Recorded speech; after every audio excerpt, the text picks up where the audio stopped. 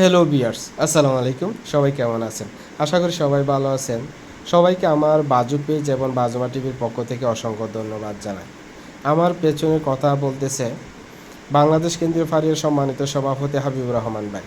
তিনি হঠাৎ কক্সবাজার পাড়িয়ায় আগমন করে উপস্থিত মেডিকেল রিপ্রেজেন্টেটিভদের সামনে কোম্পানির অন্যায় ও বিচার, বৈষম্যের বিরুদ্ধে এবং মেডিকেল রিপ্রেজেন্টেটিভদের অধিকারের পক্ষে কথা বলতেছে।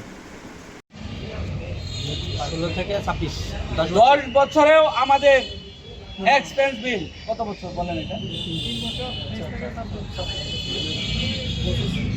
22 থেকে 26 আমার হিসাব হলো 23 থেকে 26 এখন পর্যন্ত যে এক্সপেন্স বিল আজ থেকে আরো 8-10 বছর আগে যা পাওয়া যেত 4 বছর আগে ইনকাম করলে আপনি ডাবল এই 4 বছরে আমাদের খরচ দ্বিগুণ বেড়েছে।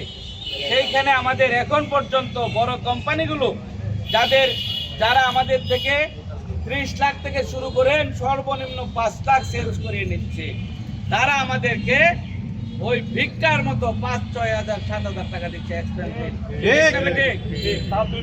সেইখানে আমাদের পরিষ্কার বক্তব্য, বাজার মূল্যের সাথে সামঞ্জস্য রেখে এই জুলাই